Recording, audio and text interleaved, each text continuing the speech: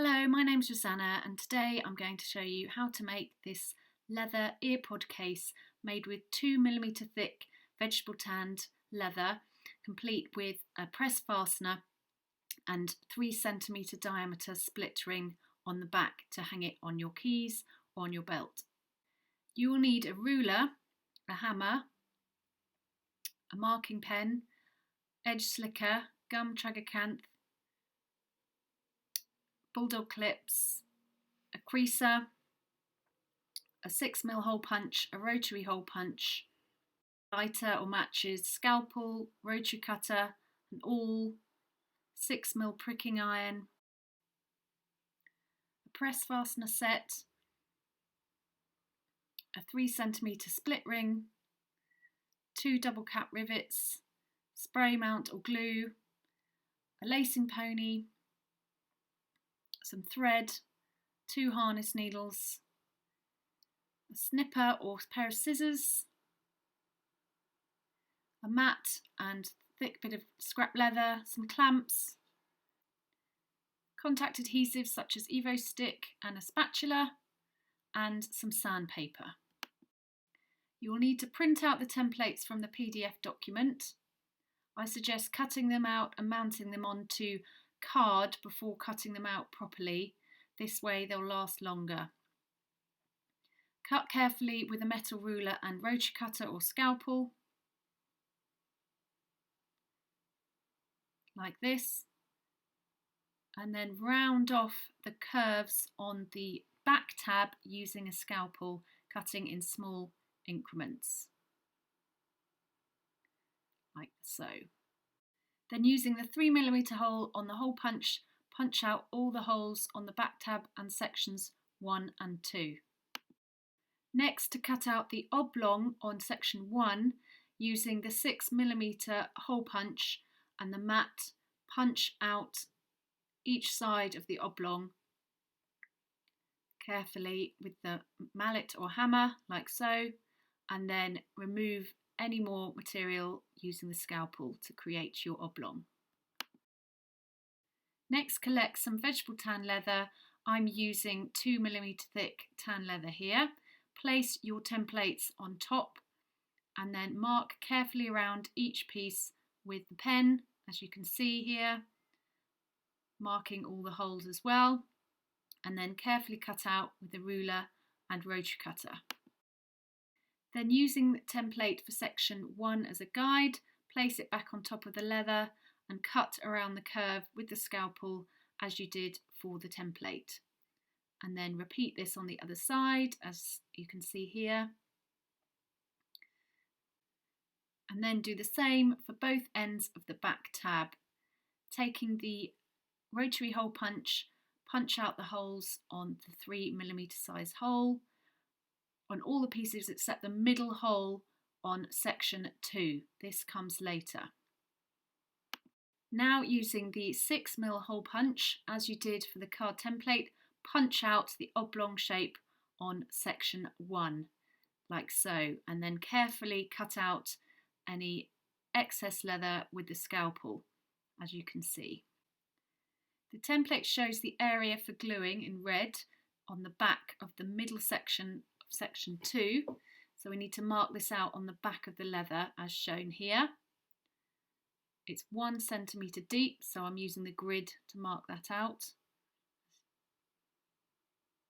as you can see here.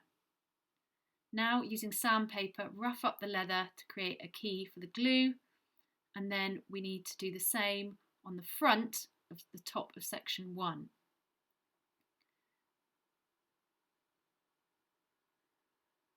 And these go together like so. Next, we need to mark the ends of section 2 that are going to be folded together. So the front on one end and the back on the other, like so.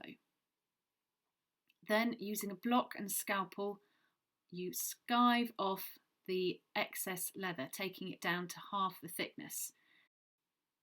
This makes it less bulky and creates a more seamless join. Then repeat on the other side of the leather on the other end, as shown here. And then check to see that they match up seamlessly. It is also a good idea to do this at the top of section 1 where the two pieces join in like a T shape. Again, it removes bulk and makes the join much more seamless. So this is what I did here, as you can see. Next, this isn't essential, but it finishes it off nicely, is to burnish the edges of the leather. Using your fingertip, apply the gum around the edges of each piece, and then using the edge slicker, rub it along the edge to bring up the edges to a nice smooth and shiny finish, like so. Now to assemble. We need to apply glue to the end of section 1 like this, and the middle of section 2, not the ends. Allow the glue a few minutes to go tacky and then press together firmly, making sure you are joining the pieces together perfectly so that the section 1 is in the centre, and then using bulldog clips to hold them together while the pieces dry. Once dried, remove the bulldog clips, and now you need to mark out a line for stitching. Using the creaser at about 5mm spacing, mark out a line across the join of sections 1 and 2 like so. Then using a pricking iron, I used a 6mm spacing one, but any size will work. Place it on the line with a mat underneath and punch through. Remove the pricking iron carefully and check that the holes have gone all the way through. Then using an awl, go through the holes again just to stretch them slightly as seen here. Next, get your thread. I used waxed nylon tiger thread, or you can use linen, and thread a harness needle on each end. Pull the needle through about 2 needle lengths and then pierce back through the short end as shown here, pulling the thread over the needle and pulling down. This secures the needle onto the thread so that it won't pull off when you're stitching. Repeat this on the other end of the same piece of thread. 40 centimetres of thread should be plenty. Next, set up your lacing pony on the bench with your work in the top as shown, and then stitch using saddle stitch technique. Then knot the pieces together on the back side of the leather like so. Then snip the thread about 2 or 3mm long with snippers or scissors, and then melt the ends down with a lighter. This seals them off and prevents the threads from undoing.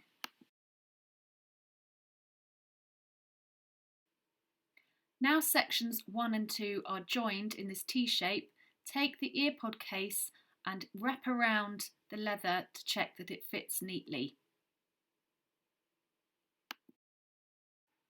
Make any adjustments if required, and then apply glue to each end of section 2 as shown here.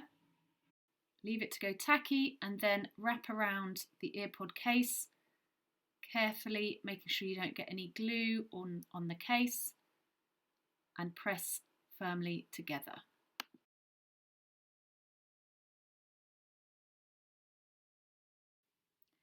Once pressed firmly, carefully remove the ear pod case, and using the awl, make sure the holes are lined up by poking it through and removing any excess glue. Then secure the pieces together with the bulldog clips as before and leave to dry. Once dry, remove the clips and move on to the back tab. You will need to take the split ring and place it on the tab like so, and apply glue to each end. Allow to go tacky and then press the tab together, and using a bulldog clip to secure it while it dries. In the meantime, take the ear pod case and put it back in the leather casing and fold the back piece over and hold firmly.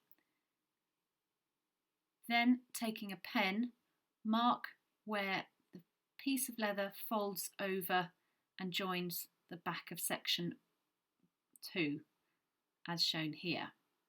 Remove the earpod case and then slide the fold underneath through the loop, making sure you reach up to the markers as shown. Then mark through the holes with the pen, slide the flap back out, and then using the rotary hole punch, again on hole 3, punch out the holes.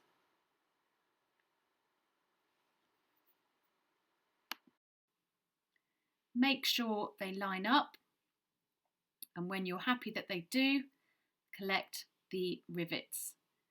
Taking the long stem, push this up through the loop as shown here, through both holes. You'll need 9mm stemmed rivets to fit through all the leather. Then fold over the flap, push that through. Take the folded back loop and press that on as well. And then take the back ends of the double cap rivets and press them together, like so. Now, using an anvil from the fastening set and a mallet or hammer, press the fasteners together.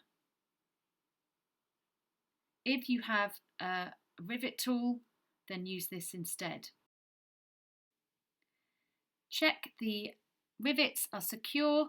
If not, give them a bit of extra punching, and then check the case with your earpod case inside as shown, folding over the flap. If the hole in the flap joins up with the marked hole as per my example, then punch through with the hole punch as shown. Next, you will need your press fastener kit and press fasteners. I used antique brass finish 15mm ones for this project. Take the top piece with the female part, press together in the flap, and then laying them on the anvil. Take the correct tool, place it inside, and then hammer them together. Check that it doesn't twist. If it does, it needs a bit more hammering. If not, it's nice and secure. Then attach the male part on the other end. This is a bit more tricky because you're putting it through an enclosed loop, so you'll need to place the anvil inside the case and then hold securely while you hit it with the other part of the toolkit with the mallet as shown here. If it's still not secure enough and you have something like a last like this or a proper metalworker's anvil, then use that to get a bit of space underneath and to hammer the piece in place like so. And your earpod case is now complete. Check one final time with the earpod case to make sure it fits. Nice snug fit like so. And there you have it, your own handmade leather earpod case. I hope you enjoyed the tutorial. Thanks for watching.